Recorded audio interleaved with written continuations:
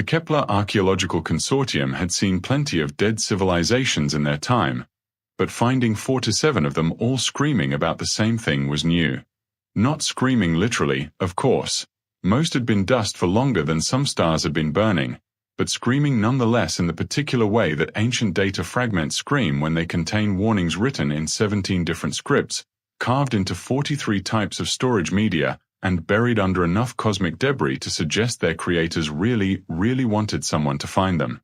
Dr. VexKA ran one of her secondary manipulator appendages through what passed for hair on her species and stared at the translation matrix floating above her workstation. 3 months of careful linguistic archaeology, and every single fragment said essentially the same thing: don't wake up the humans. This is either the most elaborate practical joke in galactic history, she muttered to her research partner, or we've stumbled onto the universe's longest-running inside joke. Technician Morquise looked up from his own workstation, where he'd been cross-referencing stellar cartography with the fragment's origin points. His species didn't do facial expressions particularly well, but he'd managed to develop a decent approximation of skeptical over the years. 4 to 7 independent civilizations spanning 12 million years all decided to warn their descendants about one specific rock orbiting an unremarkable yellow star. That's not a joke, Vex. That's a pattern. Patterns imply logic. This, VexKA gestured at the holographic display showing dozens of translated warnings, implies mass hysteria.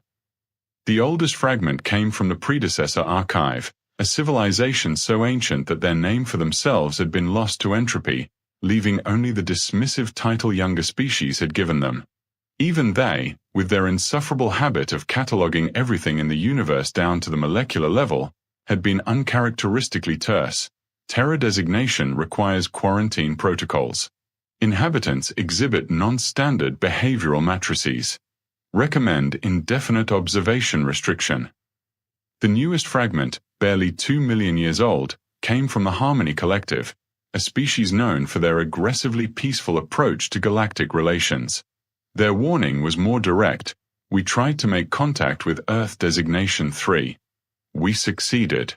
We do not recommend repetition of this experiment. Look at this one. Morquise highlighted another translation. The Synthesis Empire. These were the people who turned war into an art form, who conquered half their galactic arm before deciding conquest was boring and switching to competitive poetry. Listen to what they wrote. The humans cannot be conquered, contained, or comprehended. They treat extinction events as character-building exercises. We have reclassified them from potential subjects to cosmic hazard. VexKA pulled up the relevant stellar data. Sol 3, third planet from an ordinary main sequence star, located in what current maps designated as Sector 7G, spiral arm classification, boring. Current inhabitants, definitely human, probably 7 billion of them, apparently fond of broadcasting entertainment signals that made absolutely no sense to anyone who hadn't evolved with their particular brain chemistry. The really unsettling part, she continued, manipulating the display to show temporal distribution, is the consistency. Not just in the message, but in the timing. Look, every major galactic civilization discovers Earth during their expansion phase, has some kind of contact event, and then immediately starts leaving warnings for whoever comes next. What kind of contact event? Morquise asked, though his tone suggested he wasn't sure he wanted to know. That's the problem. None of them say. The Hegemony archives just note cultural exchange protocols failed catastrophically. The Void Seekers recorded target species exhibits paradoxical threat assessment responses. The Crystal Mines left us mathematical models insufficient for behavioral prediction, recommend alternative approach to species integration. She paused, studying the newest batch of translations that had come through the system that morning. Actually, here's one that's more specific. The Eternal Foundation, about 4 million years ago. They apparently tried to establish a proper first contact scenario. And, quote, humans responded to our demonstration of superior technology by attempting to reverse engineer it, to our diplomatic overtures by asking if we wanted to trade recipes, and to our cultural exchange program by introducing us to something called practical jokes. We are withdrawing from this sector before they discover space travel. Some things are too dangerous to loose upon the galaxy. The two researchers sat in silence for several minutes, processing the implications. Finally, Morkes spoke up. Vex, what exactly are humans doing right now? She pulled up the long-range monitoring data that the consortium maintained on all potentially interesting worlds. Current status of Sol 3 showed typical pre-interstellar civilization markers: nuclear capability, basic orbital presence, electromagnetic communication networks, and the usual collection of small-scale conflicts that most species work through before achieving galactic awareness. Nothing special. They appear to be in a relatively peaceful phase. Limited warfare, advancing technology, beginning to explore their local system. Standard development pattern for a Class 5 civilization approaching interstellar capability. That's what worries me, Morkes said quietly. Every one of these warnings suggests that humans are most dangerous when they're not actively being dangerous. Vex-KA stared at the monitoring data, noting the increased frequency of human space launches, the growing complexity of their orbital installations, and the exponential expansion of their communication networks. Somewhere in that third planet from an ordinary star, 7 billion humans were going about their daily business, completely unaware that 4 to 7 extinct civilizations had spent millions of years trying to warn the galaxy about them. We need to convene the full consortium, she said finally, and probably alert the Regional Advisory Board. If even half of these warnings are accurate, we're looking at a potential galaxy-wide situation. You think they're right? All those extinct civilizations. Vex-KA studied the translation matrix one more time, noting the remarkable consistency across languages, time periods, and technological levels. 4 to 7 different species, with 4 to 7 different ways of looking at the universe, had all come to the same conclusion about humanity. I think, she said slowly, that we're about to find out. The emergency session of the Kepler Archaeological Consortium had been running for 6 hours, and Dr. Vex-KA was beginning to suspect that academic committees might be the universe's most effective method of avoiding decisive action. Around the circular chamber, representatives from 14 different species argued in overlapping translations about protocols, jurisdiction, and the philosophical implications of extinct civilizations leaving cosmic-scale warning labels. Perhaps we should focus on what these records actually tell us about human behavior, suggested archivalist Temra, whose crystalline form pulsed with frustrated amber light. The linguistic analysis team has made significant progress. Dr. Zefnox, the consortium's senior xenobiologist, activated a holographic display showing behavioral analysis charts. The fragments become more specific once you get past the initial warnings. The Cascade Republic left detailed ethnographic studies before they disappeared from the historical record entirely. Disappeared how? Asked Council Prime Yith-KA. That's unclear. Their final transmission mentioned something about humans asking too many questions about their extinction mythology. The record cuts off mid-sentence. Vex-KA pulled up the Cascade findings on her personal display. The translations were still rough, but the implications made her secondary stomach clench. According to their observations, humans don't just survive disasters, they create literature about them. Poetry. Songs. They turned their ice age into bedtime stories and their plagues into cautionary tales that they tell for entertainment. Many species preserve historical knowledge through narrative, Morkes pointed out.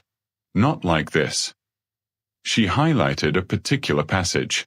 The Cascade researchers were apparently fascinated by human mythology until they realized it wasn't mythology. Quote, subjects routinely reference catastrophic events as formative experiences. They appear to view species-threatening scenarios as character development opportunities. This observer has concluded that humans may be the only known species that experiences post-traumatic growth as a cultural norm rather than an aberration. The chamber fell silent. Council Prime Yith-KA's translator struggled with the concept before offering, they enjoy nearly dying. Worse, said Dr. Zefnox, pulling up additional files. The Infinite Recursion Empire documented something they called the Phoenix Paradox.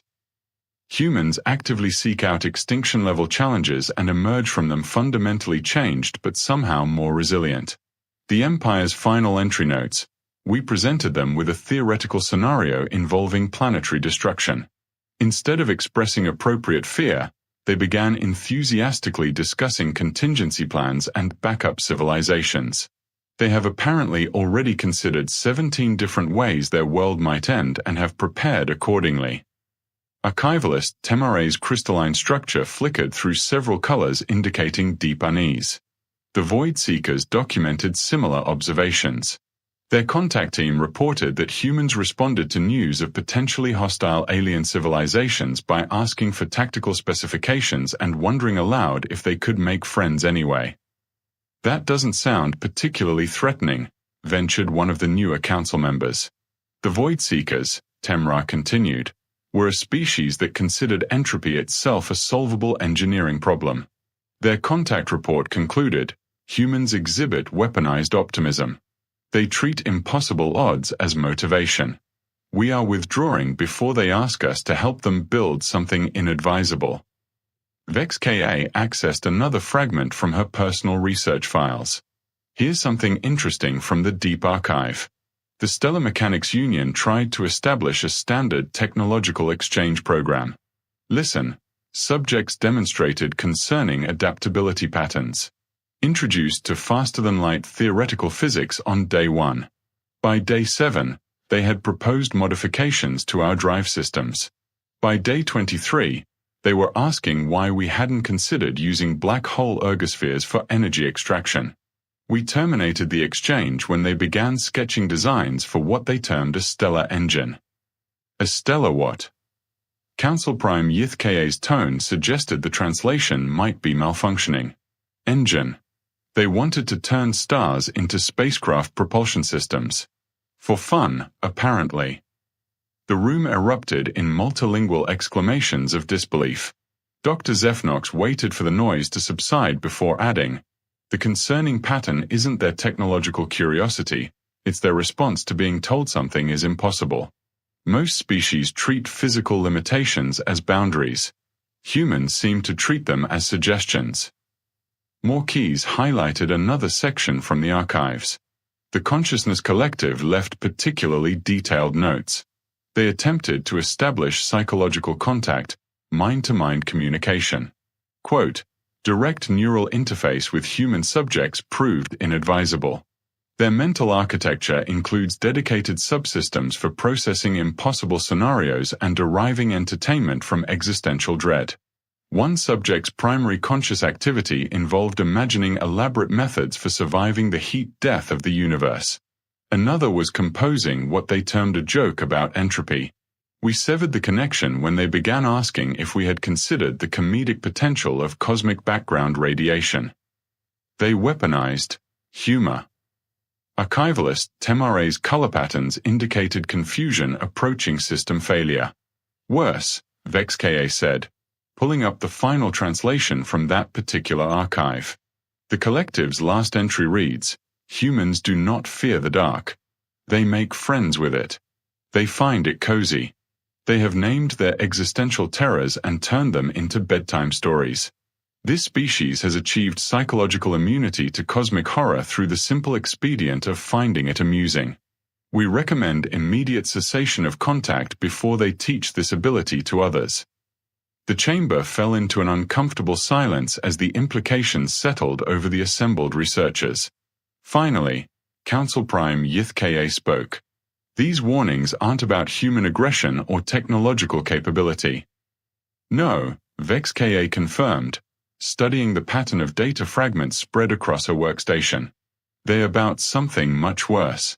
Every advanced civilization that made contact with humans came to the same conclusion. They're psychologically contagious. They don't just survive impossible situations. They convince everyone around them that impossible situations are just puzzles waiting to be solved. The meeting adjourned with more questions than answers. But one thing had become clear. The ancient warnings weren't protecting the galaxy from human violence. They were protecting it from human hope. 3 weeks after the consortium's emergency session, the Regional Advisory Board had managed to accomplish what bureaucracies do best: transform an urgent crisis into a scheduling conflict. The emergency summit on the human question had been postponed twice, rescheduled once, and was currently being delayed by a heated debate over whether refreshment protocols should accommodate species that photosynthesize versus those that consume refined metals. Admiral Kesvor of the Hegemony Defense Corps was not known for patience, and the current situation was testing what little she possessed. "While you've been arguing about snack arrangements," she announced to the assembled delegates, "our long-range monitoring arrays have detected something that should concern all of you considerably more than catering." The holographic display above the conference table shifted to show real-time data from the Sol system. Current timestamp: 2387 Standard Galactic. Earth's third planet rotated peacefully in the display, its blue-white surface marked with the geometric patterns of urban development and the bright specks of orbital installations. "The humans have achieved sustainable fusion power," Admiral Kesvor continued, highlighting energy signatures from various points on the planet's surface. "They've established permanent colonies on 2 moons and 3 asteroids. Their communication networks now extend beyond their local system boundaries." Representative Flux Prime of the Synthesis Collective rippled with what might have been amusement. "Standard technological progression for a maturing civilization. Where's the crisis?" "The crisis," the Admiral replied with the tone of someone explaining basic mathematics to particularly dense children, "is that they are bored." The word hung in the chamber's recycled atmosphere like a toxic cloud. Several delegates activated their personal translation matrices, certain they'd misheard.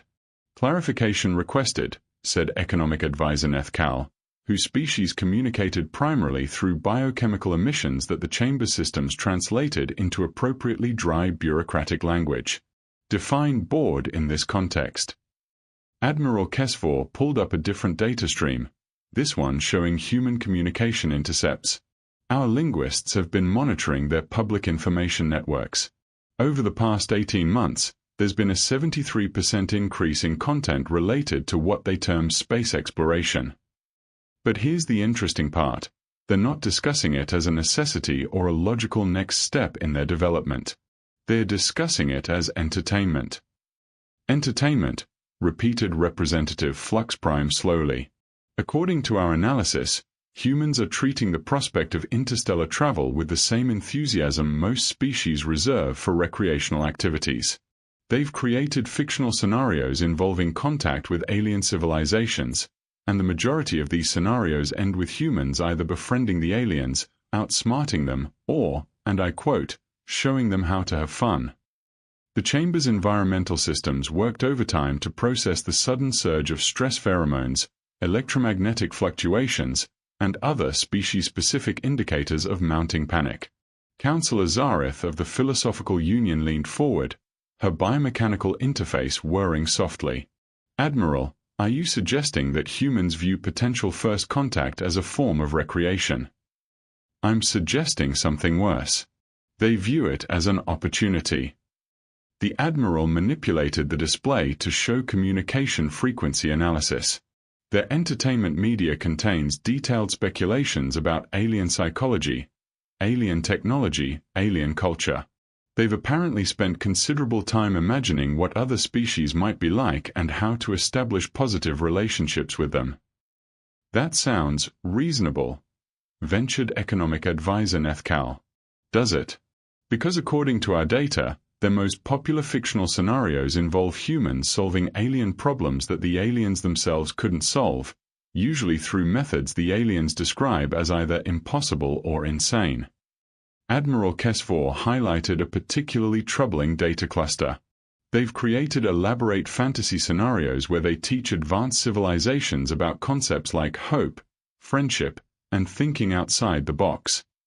The silence that followed was the kind of silence that occurs when an entire room full of intelligent beings simultaneously realizes they might be in serious trouble. Furthermore, the Admiral continued, their space exploration programs aren't being driven by resource scarcity, territorial expansion, or defensive necessity. They're exploring space because, and I quote from their public statements, "It's there and someone should probably check it out." Representative Fluxprime's form shifted through several concerning color patterns. They're approaching interstellar travel as a hobby. A hobby they're taking very seriously. Their current projects include plans for generation ships, terraforming technologies, and something they call a Galactic Friendship Initiative. The Admiral's tone suggested she'd rather be announcing an imminent invasion. They're not expanding because they need to. They're expanding because they want to meet new people.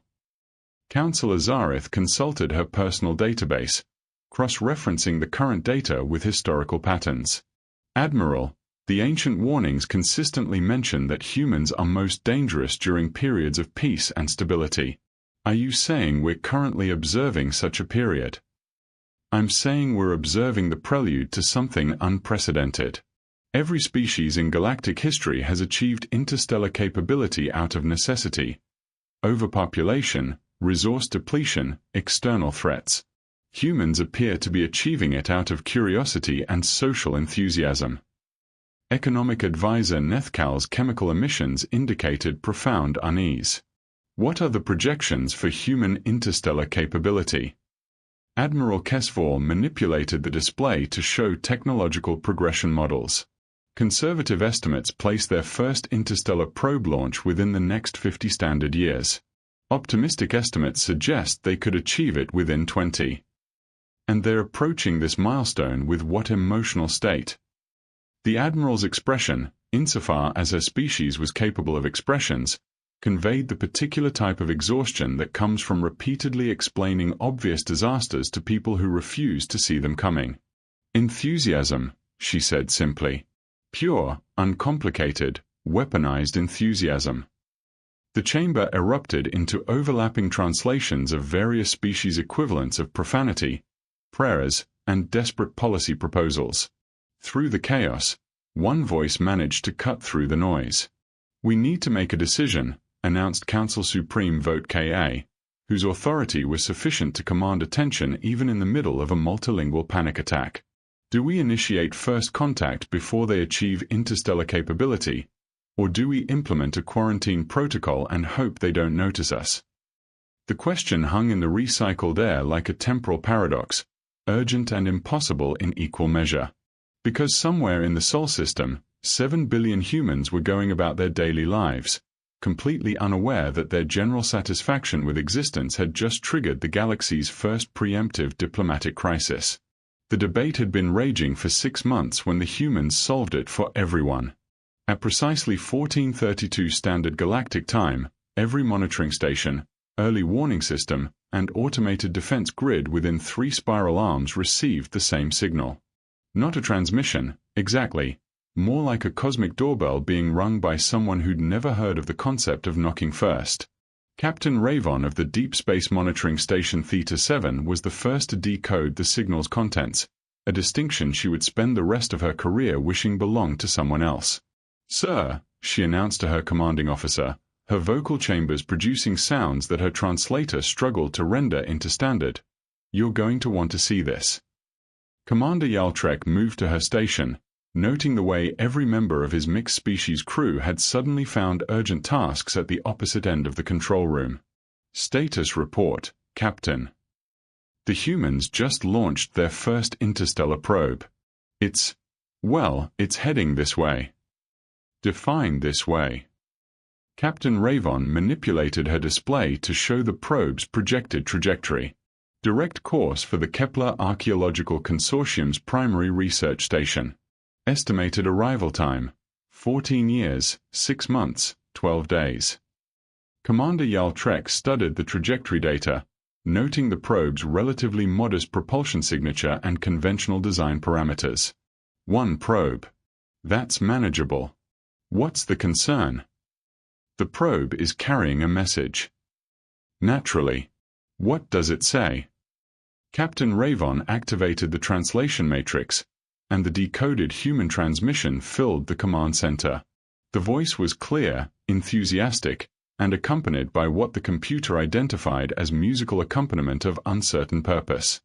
Greetings to anyone receiving this message.